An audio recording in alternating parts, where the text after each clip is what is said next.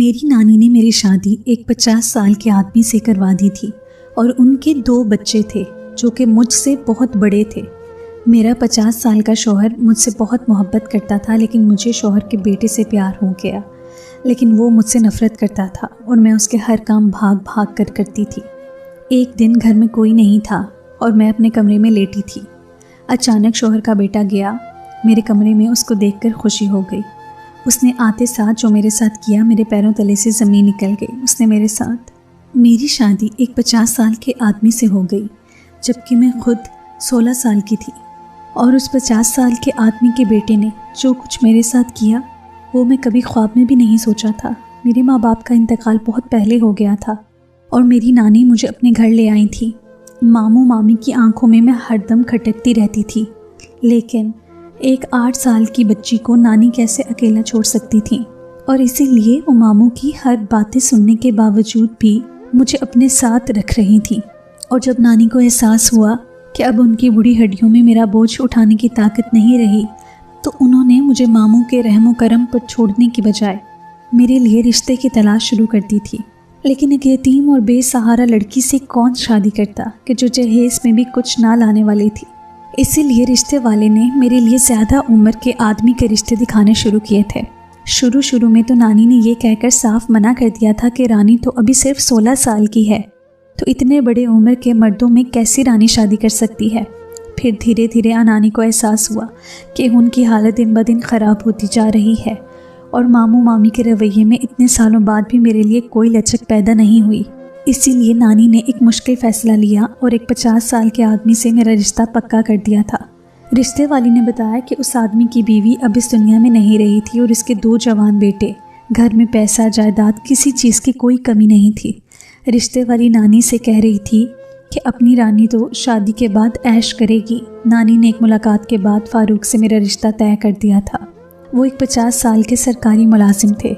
मैंने फ़ारूक को नहीं देखा था, बस मुझे नानी ने यही बताया था कि उनकी उम्र कुछ ज़्यादा है। फ़ारूक ने शादी में किसी भी तरह की कोई डिमांड नहीं की थी और नानी के पास भी मुझे देने के लिए कुछ नहीं था। इसीलिए मैं 4 दिन के अंदर ही खाली हाथ रुखसत होकर फ़ारूक की दुल्हन बन गई थी। शादी की रात जब मैंने फ़ारूक को देखा तो जैसे मेरे सारे अरमान मिट्टी में मिल गए थे। फ़ारूक के सर पर तो बाल भी ना होने के बराबर थे, जबकि मैं 16 साल की हसीन लड़की थी, एक ऐसी लड़की जो अपनी किस्मत से हार गई थी और फ़ारूक जैसे उधेड़ उम्र मर्द की बीवी बन गई थी। मैं अपनी बेबसी पर आंसू बहाने के सिवाय और कुछ नहीं कर सकती थी। फ़ारूक ने तो मुझे देखते ही ऐसे मोहब्बत का इजहार किया था जैसे मैं उनकी ज़िंदगी में आने वाली पहली औरत हूँ। शादी की पहली रात ही फ़ारूक ने मुझे इस घर में रहने के कुछ तरीके बता दिए। फ़ारूक ने बताया कि उनके दोनों बेटे इस शादी पर राज़ी नहीं थे, इसलिए मैं उनसे फ़ासला रखूं। मुझे मेरे घर जाने की भी आज़ादी नहीं थी और फ़ारूक ने ये जता दिया था कि जब वो चाहेंगे तभी मुझे नानी से मिलाने के लिए ले जाएंगे। मैं ना ही घर से बाहर निकल सकती थी और ना ही अपनी मर्ज़ी से किसी से बात कर सकती थी। मैं इतनी सारी पाबंदियाँ और उसूल सुनकर घबरा गई थी। मैं तो अभी सही तरह अपनी ज़िंदगी को जी भी नहीं सकी थी और फ़ारूक ने मुझे इतनी जंजीरों में जकड़ दिया था। मैं शादी से पहले हमेशा यही सोचती थी कि शादी के बाद मामू मामी से मेरी जान छूट जाएगी और जिस किसी से भी मेरी शादी होगी तो वो मुझे एक पुरसुकून ज़िंदगी देगा। दूसरों की तरह मैं अपनी मर्ज़ी की मालिक हो जाऊंगी और वो सब करूंगी जो बचपन से सिर्फ सोचती ही आई थी, लेकिन मेरे सारे सपने खाक में मिल गए थे। शादी की अगली सुबह जब फ़ारूक के दोनों बेटे डाइनिंग टेबल पर नाश्ते के लिए आए तो मुझे बैठा देखकर चौंक उठे और जब उनके बाप ने मेरा तारुफ करवाया कि मैं इनकी नई माँ हूँ तो उन दोनों के चेहरों के रंग बदल गए थे और वो अपने बाप को नफ़रत की निगाह से देख रहे थे। फ़ारूक के दोनों ही बेटे बहुत खूबसूरत थे, लेकिन उनका बड़ा बेटा रमीज़ तो पहली ही नज़र में मेरे दिल में उतर गया था।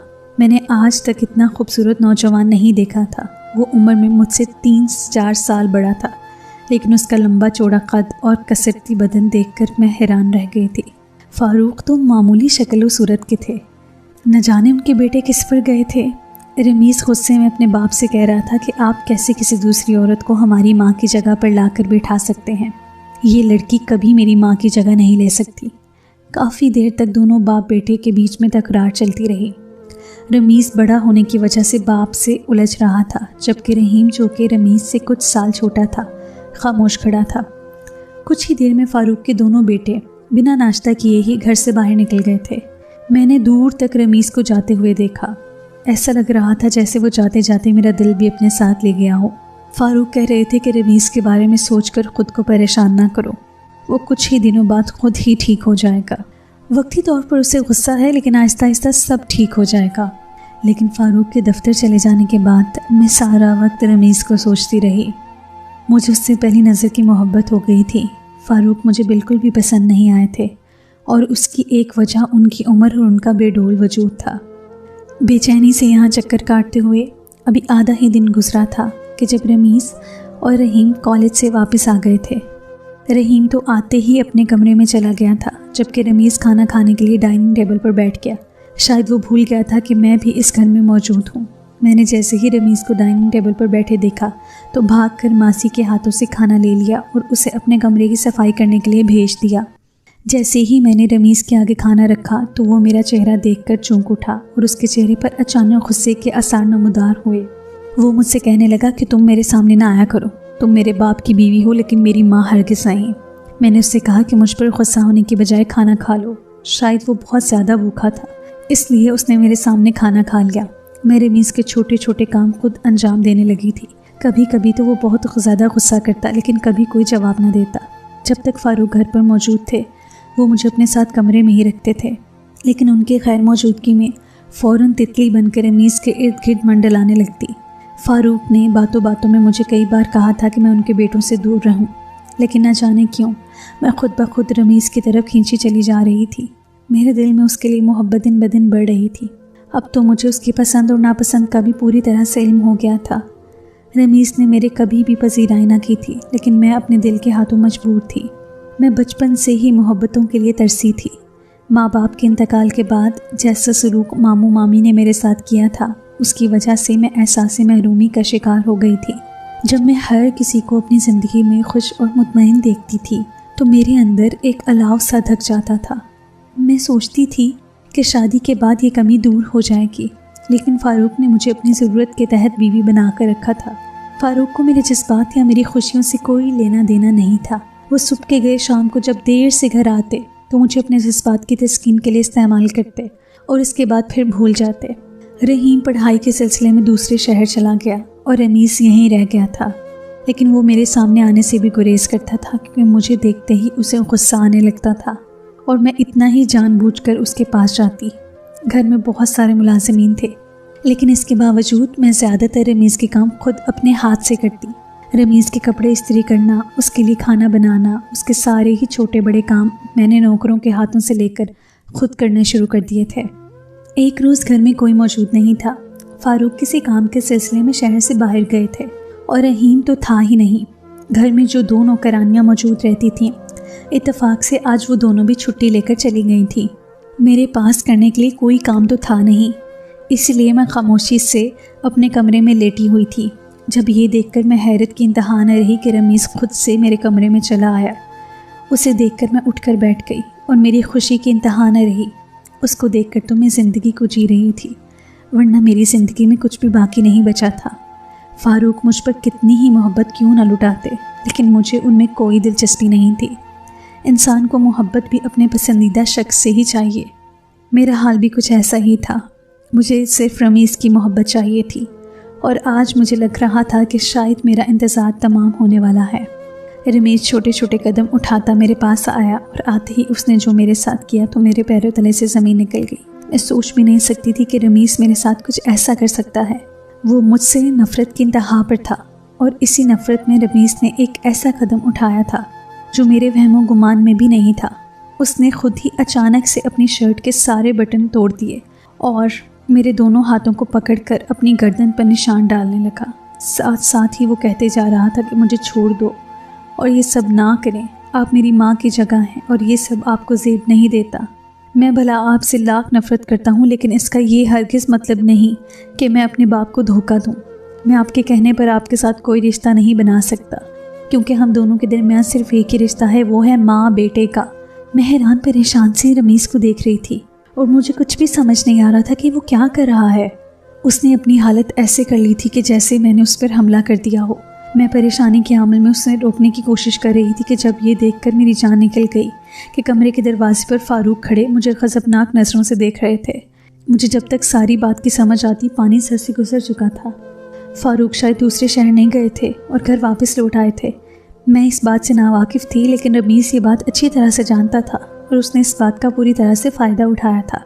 रमीज़ को इल्म था कि मैं उसके लिए कुछ जज्बात रखती हूँ और इसीलिए वो मेरे कमरे में चला आया। उसे मालूम था कि मैं हरगिज़ भी उसके आने पर कोई हंगामा नहीं करूँगी। वो जो चाहता था मैं पूरी तरह कामयाब हो चुका था। फ़ारूक ने कमरे में आते ही मेरे चेहरे पर इतनी ज़ोरदार तमाचा मारा था कि मैं बेड पर ऊंधे मुँह गिर पड़ी थी। फ़ारूक ने मुझे अपनी लातों पर रख लिया था। रमीज़ उन्हें रोकने की पूरी कोशिश कर रहा था, लेकिन फ़ारूक के सर पर तो जुनून सवार था। रमीज़ अपने बाप से कह रहा था कि जाने दीजिए, छोटी मामा से गलती हो गई है। मैं तो बस यही पूछने के लिए आपके कमरे में आया था कि आप आज अभी तक घर क्यों नहीं आए, लेकिन यहाँ आकर शायद मैंने गलती कर दी थी। फ़ारूक भी गुस्से में कह रहे थे कि हाँ, ये बदज़ात औरत जानती थी कि मैं दूसरे शहर जाऊँगा और इसने शायद इसी बात का फ़ायदा उठाया है। मैंने उसे यतीम समझकर अपने घर में जगह दी थी और इसने मेरी ही इज्जत मिट्टी में मिला दी।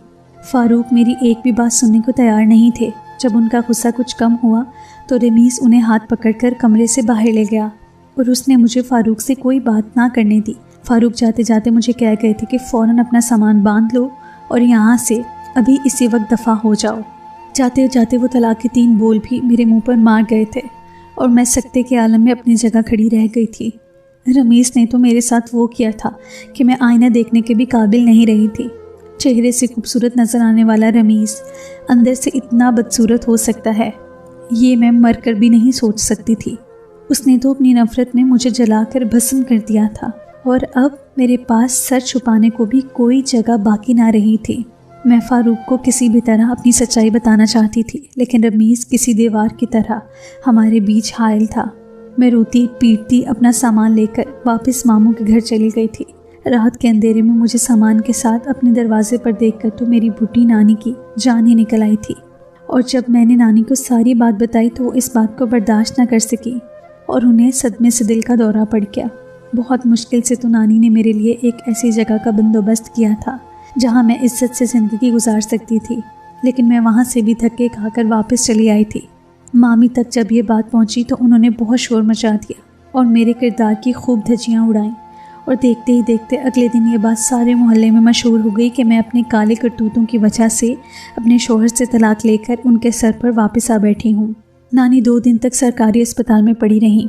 मैं इद्दत में होने के बावजूद भी नानी के साथ अस्पताल में थी, लेकिन मामू मामी ने पलट कर हमारी तरफ ना देखा। उतना नानी को भी कसूरवार मानते थे। मामी कहती थी कि अगर नानी ने मेरी जिम्मेदारी अपने सर नहीं ली होती तो आज उन्हें मेरी वजह से बदनामी का सामना ना करना पड़ता।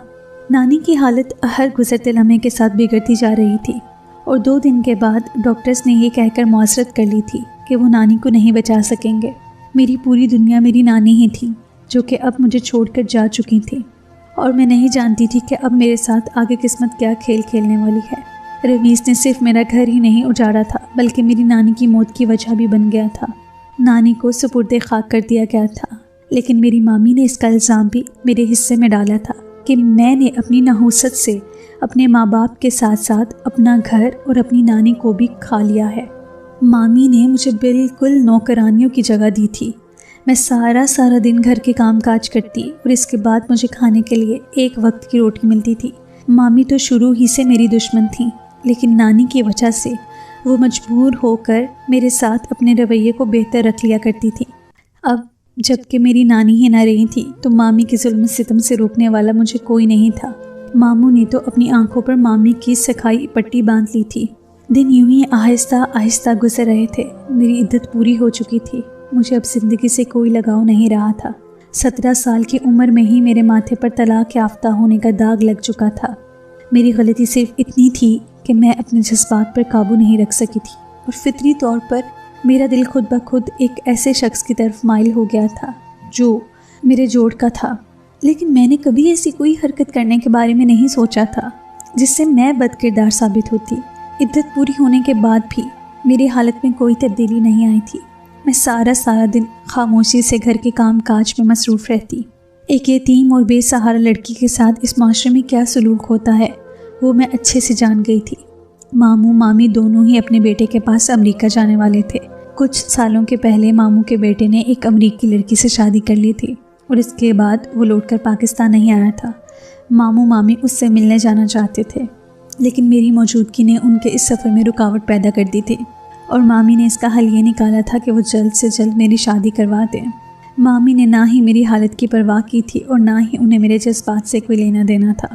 उन्हें बस अपने बेटे के पास जाने के लिए मेरी शादी करवानी थी। मामी ने एक दिन अचानक ही शाम के वक्त मुझे कहा कि रात को तुम्हारा निकाह है, तुम्हारा रिश्ता आया था और मैंने हाँ कर दी। सादगी से तुम्हारी शादी हो रही है। मेरे लाख मना करने के बावजूद भी मामी ने कहा कि अगर मैंने शादी ना की तो मुझे घर से बाहर खड़ा करके वो अपने बेटे के पास चली जाएंगी, फिर जहाँ चाहे मैं मर्जी चली जाऊँ। ये सुनकर मेरे रोंगटे खड़े हो गए थे कि अभी तो मामू का सहारा है, लेकिन बेसहारा होकर तो मैं मिट्टी में मिल जाऊँगी। मरती क्या न करती। मस्ताक में निकाहनामे पर दस्तखत कर दिए और बिना जाने ही कि मेरी शादी किससे हुई है मैं रुखसत हो गई थी। अब तो मेरी आंखों से आंसू भी न गुजरते थे कि एक वक्त में इस कदर रोई थी कि आंखें वीरान हो गई थी। 17 साल की उम्र में मैं ऐसी ज़िंदगी गुजार रही थी जहाँ ना अरमान थे, ना खुश रहने की कोई ख्वाहिश थी, बस ज़िंदगी को घसीटना था। मुझे अपने कमरे में बैठे कुछ ही देर गुजरी थी कि जब मुझे किसी के कदमों के आहट का एहसास हुआ और ये देखकर मेरी जान निकल गई कि मेरा दूल्हा कोई और नहीं बल्कि रमीज़ था। वो मेरे कदमों में बैठकर मुझसे माफ़ी मांग रहा था और मैं खौफसदा नज़रों से उसे देख रही थी। मैं सोच भी नहीं सकती थी कि रमीज़ की दुल्हन बनूंगी। रमीज़ कह रहा था कि मेरे साथ जो कुछ भी उसने किया इसके बाद उसे एक पल का भी चैन नसीब ना हुआ और वो हर वक्त एक अनदेखी आग में जल रहा था। उसका ज़मीर उसे मुलामत कर रहा था। वो कह रहा था कि वो एक बुरा लड़का नहीं था, लेकिन वो अपनी माँ की जगह पर मुझे देखकर मुझसे हसद में मुब्तला हो गया था। वो हाथ जोड़कर मेरे सामने बैठा कहने लगा कि जब उसे मालूम हुआ कि मेरी नानी का सदमे से इंतकाल हो गया है, उस दिन के बाद से तो वो जैसे कांटों पर ज़िंदगी गुजारने लगा था। और फिर जब वो अपने ज़मीर की मार बर्दाश्त ना कर पाया था तो उसने ये बात अपने बाप को सच सच बता दी और उसके बाप ने उसे माफ़ कर दिया था, लेकिन साथ ही में कहा था कि अगर मेरे ज़मीर की मार से बचना चाहता है तो उसी यतीम और बेसहारा लड़की को पनाह दो जो तुम्हारी वजह से रुसवा हुई है। रमीज़ को अपने किए पर पछतावा था और मैं सोच रही थी कि मुझे क्या करना चाहिए। रमीज़ के आंसू ने मुझे यकीन दिला दिया था कि वो अपने हिस्से की सज़ा भुगत चुका है, इसीलिए मैंने उसे माफ़ कर दिया था। रमीज़ ने मुझे एक अलग घर में रखा था जहाँ फ़ारूक साहब नहीं रहते थे। रमीज़ एक अच्छा लड़का था, लेकिन वो अपनी माँ की जगह पर मुझे बर्दाश्त न कर पाया था। रमीज़ ने जितना जुल्म मुझ पर किया था वो उसका हर मुमकिन अजाला करने की कोशिश कर रहा था। वो मेरा इस कदर ख्याल रखता था कि कभी कभी मैं हैरान रह जाती थी। कुछ दिन गुजरे थे कि जब एक रोज़ अचानक ही मेरी मामी मेरे दरवाज़े पर आई और मेरे कदमों से ज़मीन निकल गई और मेरे कदमों में रोककर माफ़ी मांगने लगी। मैं हैरान थी कि ये सब क्या हुआ है। मामी ने रोते हुए बताया कि उनके अकेलौते बेटे ने उन्हें पहचानने से इनकार कर दिया और जब मामू मामी अमेरिका पहुंचे तो उनकी बहू ने उन्हें अपने घर में दाखिल ना होने दिया। मामी के इकलौते बेटे ने उन्हें 2-4 दिन एक होटल में ठहराया और फिर ये कहकर पाकिस्तान रवाना कर दिया कि आइंदा आप मुझे मिलने ना आइएगा। अगर कभी मुझे आपकी याद आएगी तो मैं ख़ुद पाकिस्तान चला आऊँगा। मामी अपने जिस बेटे पर गुरूर करती थी उसी बेटे ने उन्हें पलट कर तक ना देखा था। मामी का सारा गुरूर खाक में मिल गया था।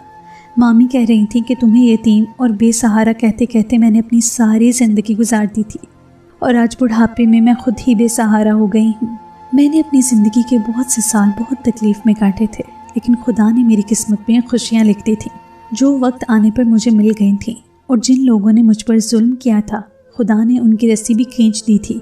मुझे खुदा के इंसाफ पर यकीन आ गया था, इसलिए मैंने वही मामला इख्तियार किया जिसका खुदा ने हमें हुक्म दिया है। मैंने सच्चे दिल से ना सिर्फ रमीज़ को बल्कि अपने मामू मामी को भी माफ़ कर दिया था। जब खुदा ने मेरे हिस्से की खुशियाँ मुझे दे दी तो मेरा भी फ़र्ज़ बनता था कि मैं दूसरों को उनके हिस्से का सुकून बख्श दूँ। तो दोस्तों, ये आज की कहानी थी। अगर आपको आज की कहानी पसंद आई है तो इस वीडियो को लाइक कीजिए और चैनल को सब्सक्राइब कीजिए। बहुत शुक्रिया।